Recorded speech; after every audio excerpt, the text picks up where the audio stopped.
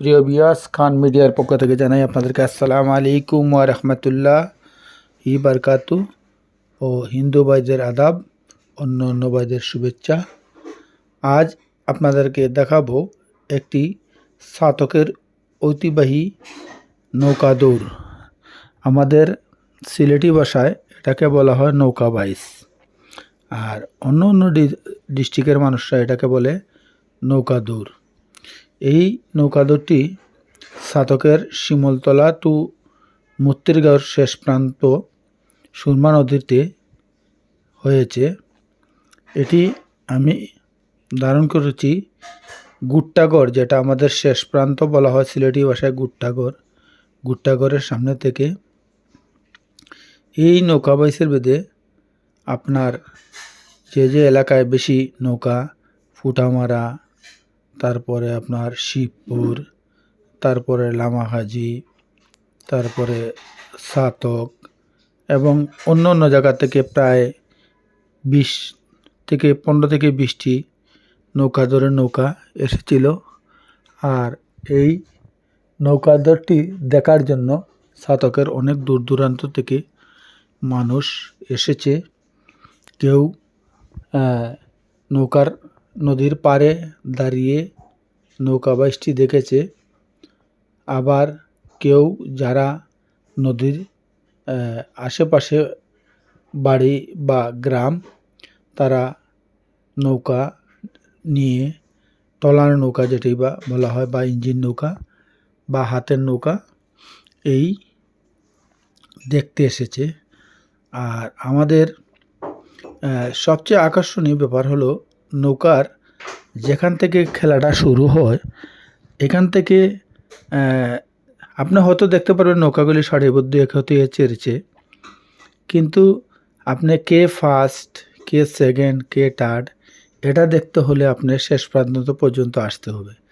যেহেতু নদীর ব্যাপার, আপনি হয়তো বা নাও আসতে পারবেন, কারণ ওই এলাকা থেকে এই এলাকায় আস্তে আস্তে আপনার নৌকায় চলে যাবে।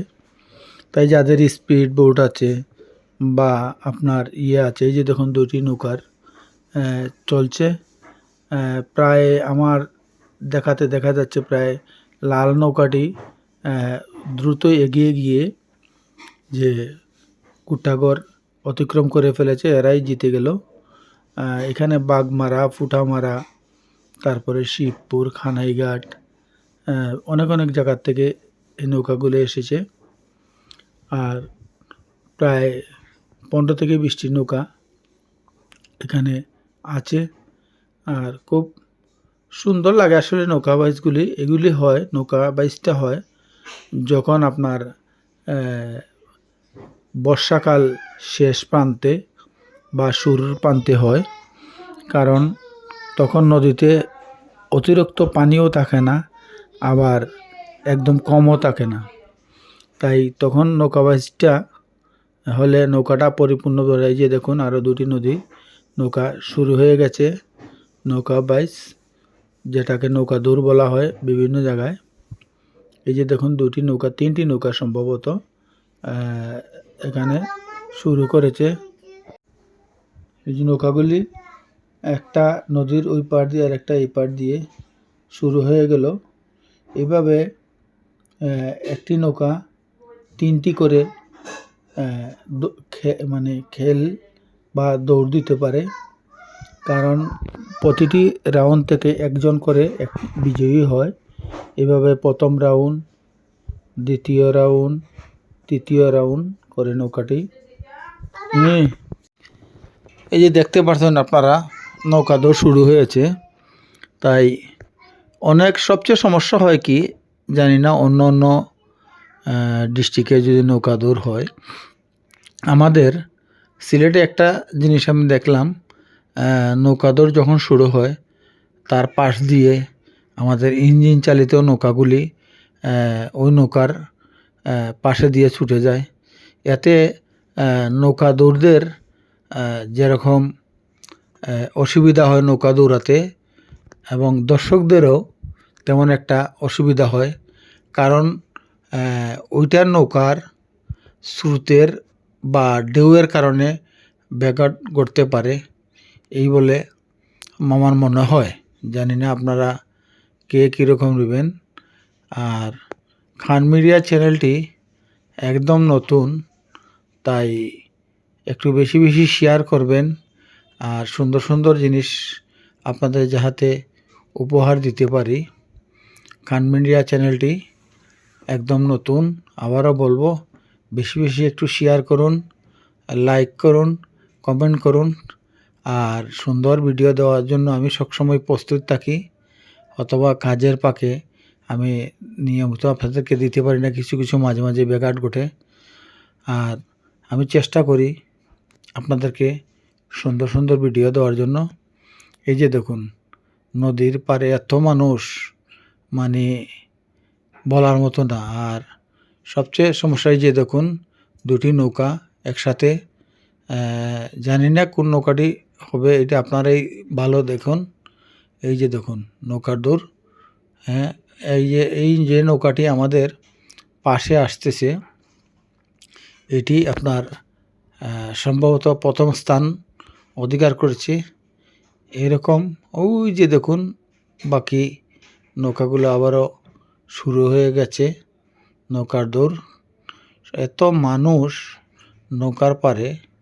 আর আমাদের সবচেয়ে ব্যাপার হলো ছাতক শিল্পনগরী এলাকা, তার কারণে এই এলাকায় মানে সবই কলকারখানা থাকার কারণে এ ধরনের আয়োজন খুব কম হয়।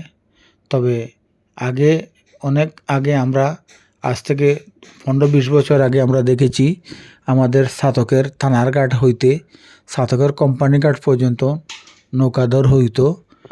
সেটা পৌরসভার ভিতরেই ছিল, কিন্তু তারপর এখান থেকে স্থান পরিবর্তন হয়ে এটা চলে গিয়েছিল ছাতকের বৌলা, যেটাকে আমরা 9 নম্বর ওয়ার্ড, ছাতকের শেষ নম্বর ওয়ার্ড বলা হয়। সেখান থেকে থানার সামনে পর্যন্ত আসতো।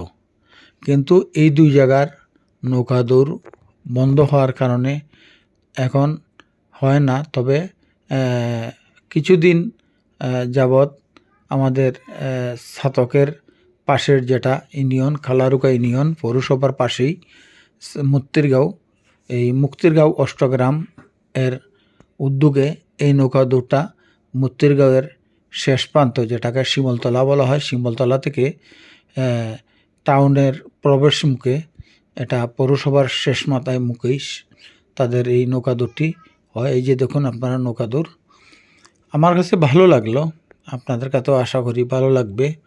আর আপনারা তো দেখতেই পারছেন, যারা পছন্দ করেন তারা দেখুন নৌকা দৌড়টি।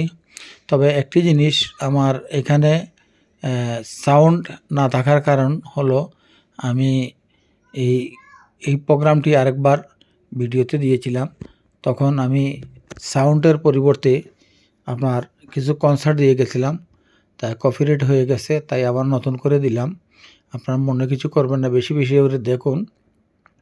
আর ভালো লাগলে অবশ্যই লাইক কমেন্ট করবেন।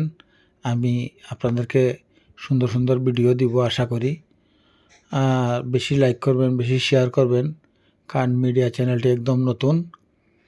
আপনারা কে কোথায় থেকে দেখতেছেন আমার এই ভিডিওটি অবশ্যই একটু কমেন্ট করে জানাবেন। আর এই চ্যানেলটি বেশি বেশি শেয়ার করবেন। এই যে দেখুন, এখানে প্রায় শেষ পর্যায়ে এই নৌকা দৌড়টি আরম্ভ হয়েছিল প্রায় 12টার দিকে। এখন প্রায় সন্ধ্যা প্রায় হয়ে যাচ্ছে, শেষ পর্যন্ত এখন ফাইনাল চলতেছে। এখন যে নৌকাটি জিতবে আকর্ষণীয় পুরস্কার সম্ভবত একটি মোটরসাইকেল, এবং দ্বিতীয় পুরস্কার সম্ভবত একটি টিভি, না সরি, একটি ফ্রিজ ছিল। তৃতীয়টি পুরস্কার একটি টিভি ছিল। তবে সুন্দর আয়োজন যারা করছে আমি তাদেরকে ধন্যবাদ জানাই। ওনারা যেন প্রতি বছরে বছরে এরকম আয়োজন করে আমাদের ছাতকবাসীদেরকে এরকম সুন্দর নৌকা দৌড়, বা সিলেটি ভাষায় যেটা বলা হয় নৌকা বাইচ, উপহার দিতে পারেন। আমরাও দেখব এই আশা করি। আবারও আপনাদের কাছ থেকে বিদায় নিয়ে যাব খান মিডিয়া চ্যানেল থেকে। খান মিডিয়া চ্যানেলটি নতুন, তাই বেশি বেশি শেয়ার করবেন, এটাই বারবার আমি বলতেছি। আর যারা নৌকা দৌড় দেখেন বা দেখতে চান, তবে আমি একটি জানি, এটি কুশিয়ারা নদীতে প্রতি বছরই হয়। আমাদের সিলেটের ফেন্সিগঞ্জ বা আপনার এই